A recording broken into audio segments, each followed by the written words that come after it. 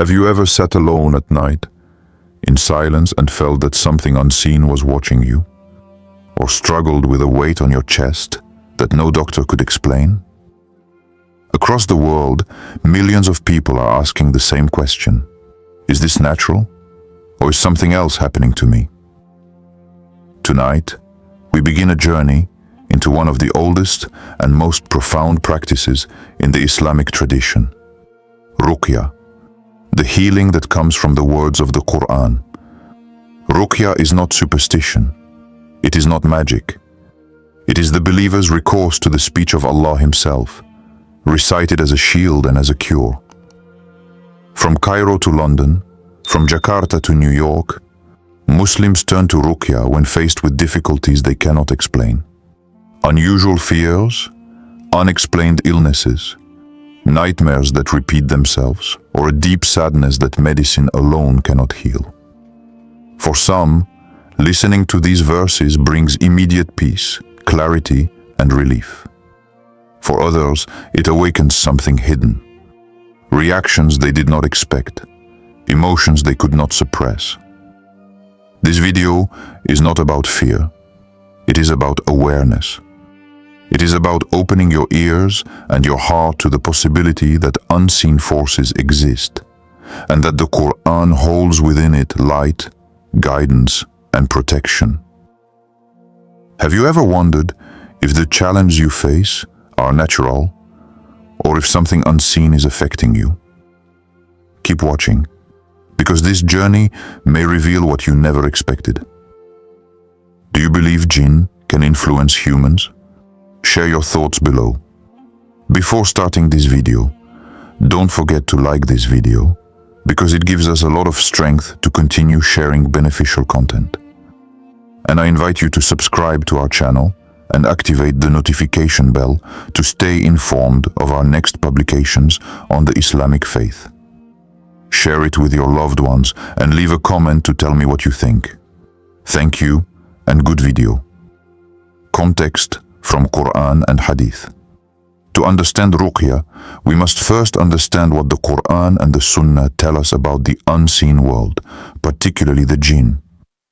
The Quran speaks directly about them in Surah Al-Jinn. Say, O Muhammad, it has been revealed to me that a group of the Jinn listened and said, Indeed, we have heard an amazing Quran. It guides to the right course, and we have believed in it. Quran 72:1-2. This verse reminds us that Jinn are real, created beings with free will, some righteous, some rebellious. They live in realms unseen, but their existence can intersect with ours. When fear, anxiety, or whispers trouble the heart, Allah revealed Surah An-Nas and Surah Al-Falaq, the chapters of refuge. These short but powerful surahs are shields against envy, harm, and the whispers of the unseen. And who among us has not recited Ayat al-Kursi, the throne verse from Surah Al-Baqarah, knowing its unmatched power? The Prophet ﷺ said, Whoever recites Ayat al-Kursi at night, Allah will protect him, and no devil will come near him until morning. Sahih Bukhari. The Quran also recounts the story of Prophet Sulaiman, Isas, who was granted a unique authority by Allah. In Surah An-Naml 27:17-39, it is described how armies of men, birds, and jinn were under his command. The jinn worked for him, building monuments and diving into the sea. This story is not a legend. It is a testimony that the jinn are subject to the will of Allah, and that human beings, when armed with divine permission, are never powerless before them. And what about the Sunnah of the Prophet Muhammad ﷺ? The companions once used Surah Al-Fatiha as a healing recitation over a man stung by a scorpion. When the Prophet ﷺ heard of it, he confirmed, How did you know it was a Ruqya? Sahih Bukhari, Sahih Muslim. From this, we learn that the Quran itself is a cure, not only for the body, but for the heart and soul. Through these examples, the message is clear. The words of Allah are not simply for recitation, but for protection, guidance, and healing. Listen carefully as we recount these verses, because they are not just stories, they are keys to spiritual defense. Which verse do you feel most connected to when seeking protection? Real stories from our times. While the Quran and Sunnah give us guidance on Ruqya, the lived experiences of Muslims today show us how deeply this practice is felt in different corners of the world. In London, a young woman in her 20s described feeling overwhelmed by panic attacks. Doctors prescribed treatment, but the fear remained. Her family encouraged her to listen to Surah Al-Baqarah every evening. At first, she reported waves of unease, even resistance, as though something in her heart pushed back. Yet over weeks, she noticed her nightmares faded, and her sense of peace slowly returned. She said, "Whether it was medical or spiritual, I can't explain it. But I know the Quran changed me." In Cairo, an older man visited a local imam after months of unexplained illness. He had already undergone countless medical tests, none of which revealed a clear diagnosis. During a Ruqya session, when verses of Surah Al-Falaq and An-Nas were recited, he began to tremble and weep uncontrollably. The imam reassured him. This was not evidence of possession alone, but a sign of spiritual weight being lifted. After repeated sessions, the man reported a gradual lightness in his heart and body. Meanwhile, in Jakarta, a young professional sought Ruqya for insomnia and shadows she claimed to see at night. After listening to recitations, she initially felt heightened anxiety. However, after consulting a doctor, she was diagnosed with severe sleep paralysis and stress. With medical care and continued recitation of Quran for comfort, she found balance again. Her story reminds us, not every struggle points to Jinn. Sometimes, healing lies in both medical and spiritual care together. And there are many more stories. A mother in Toronto who played Quran daily in her home until the atmosphere shifted. A refugee family in Istanbul who found comfort through group Ruqya recitation during trauma recovery. A teenager in Nairobi who admitted that hearing Ayat al-Kursi before bed eased his overwhelming fears. These accounts, from different lands and lives, reveal a truth. Ruqya is not one experience but many. Some feel immediate relief. Others struggle before finding calm. And some realize that their difficulties were never from the jinn at all, but from the burdens of the mind and body, still eased by the mercy found in Allah's words.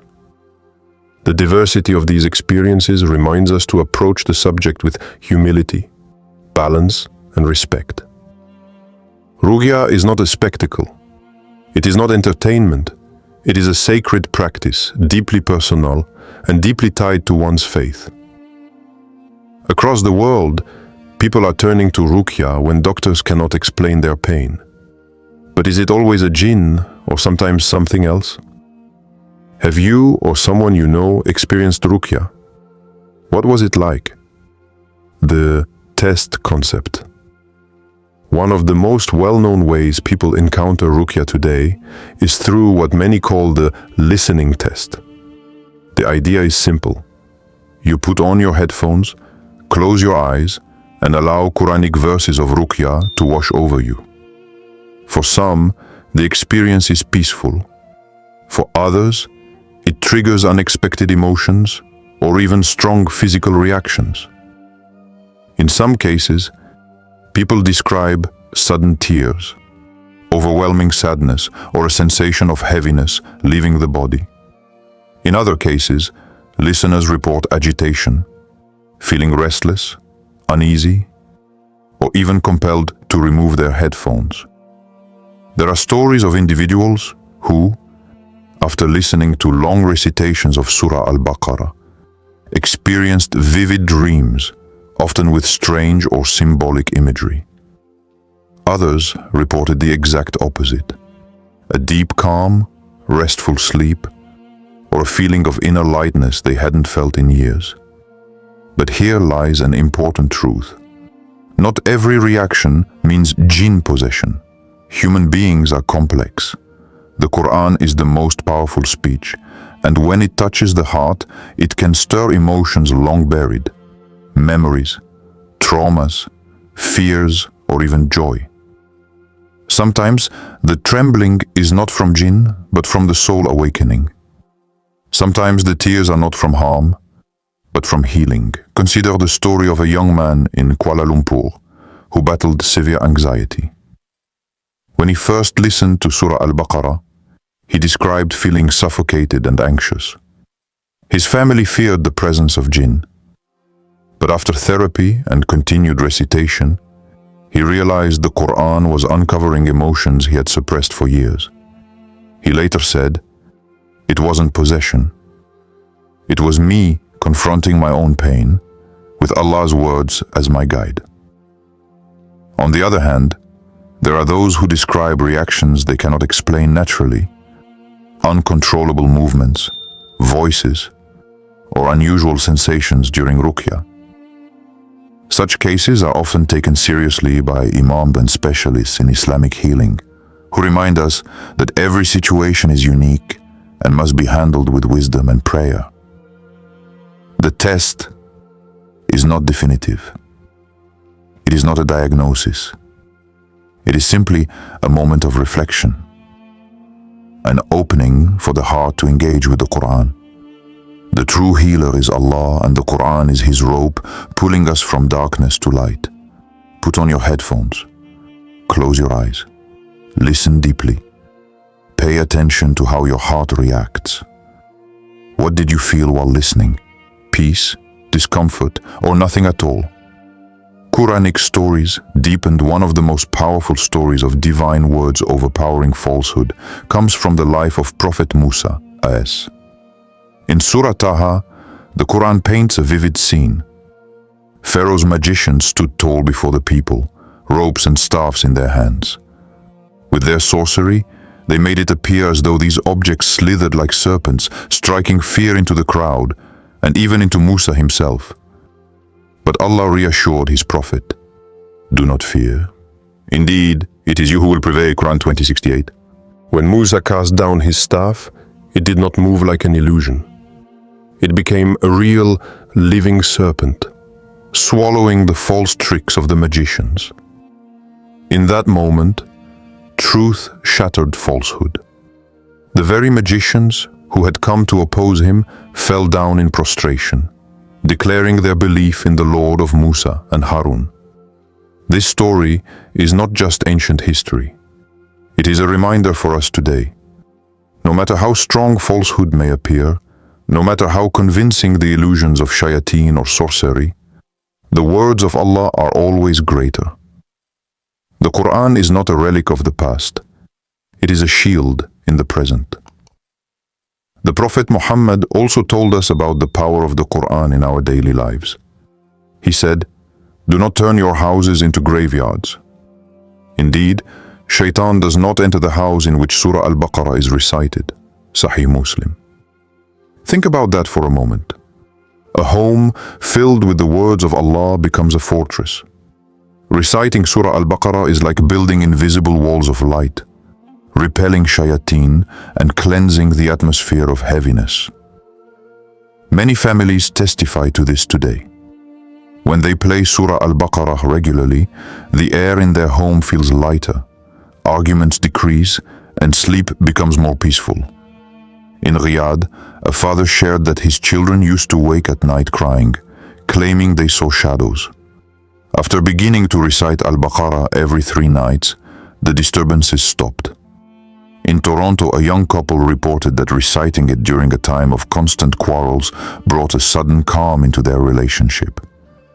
In Kuala Lumpur, a student said she felt her concentration return when she played the surah aloud while studying.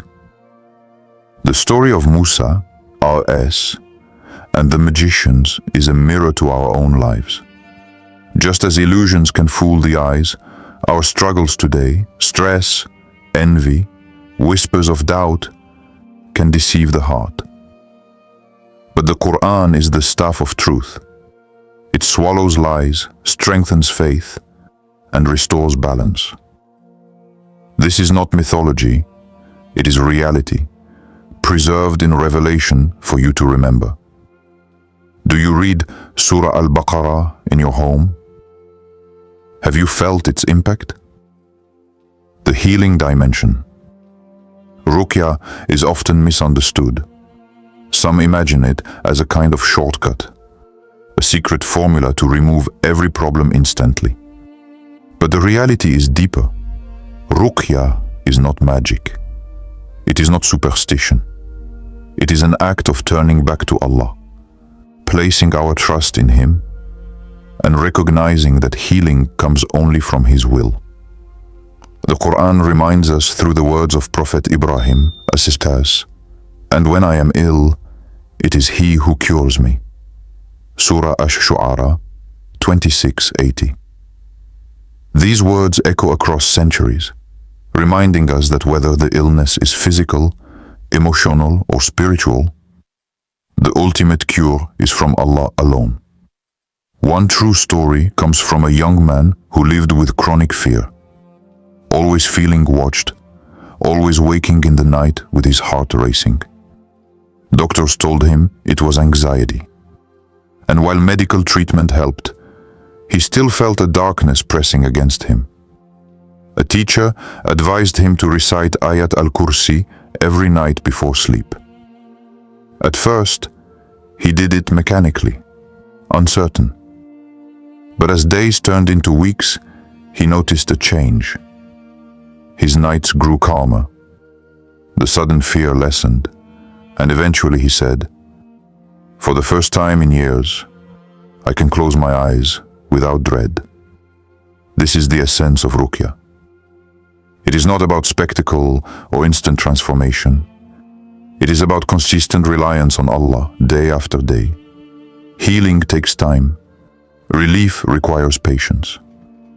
The Quran soothes not just the body, but the restless heart.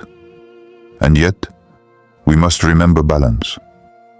Seeking Ruqya does not mean abandoning doctors, counselors, or medicine. The Prophet himself taught us to use remedies and treatments alongside prayer. Islam is a faith of balance. Healing comes from every path Allah provides. So when you turn to Ruqya, do not expect sudden miracles. Instead, approach it as a journey of faith, as a shield you build with every recitation, and as a reminder that you are never abandoned. Remember, healing begins with faith, patience, and consistency. Which dua or verse gives you the most strength in hard times? Closing reflections and call to action. We have walked through stories from the Quran, lessons from the Prophet, peace be upon him, and real experiences of people around the world. And now, we return to the heart of this journey.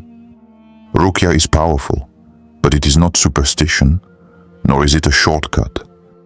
It is the believer's shield, a reminder that the words of Allah are alive, protective, and healing.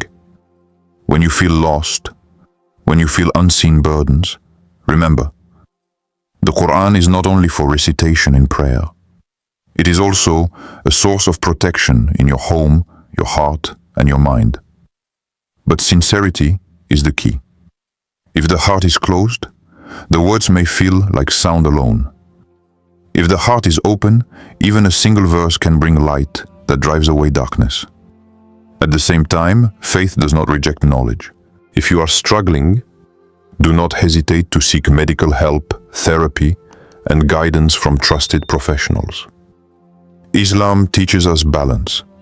The body has rights, the soul has rights, and Allah has placed healing in many paths.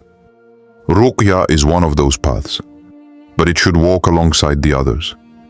Think of the story of Musa, Asini, and the magicians. It was not Musa's staff that held the power, but Allah's command behind it. Likewise, the healing of Ruqya does not come from the voice of the reciter, but from the words of Allah themselves. So as this video closes, take a moment to reflect. Have you felt something stir in your heart while listening to these verses and stories? Do not ignore it. Sometimes Allah calls us through subtle signs, through whispers of peace, through the sudden urge to turn back to Him. If you felt something stir within you while watching this, don't ignore it. Turn to Allah, seek His words and find peace. Would you like us to create a full Ruqya audio session you can listen to at night? If this video was helpful to you, please share it with your loved ones and leave a comment to tell me what you learned. Your support helps a lot to spread the message and grow this community. Barakallahu fikum.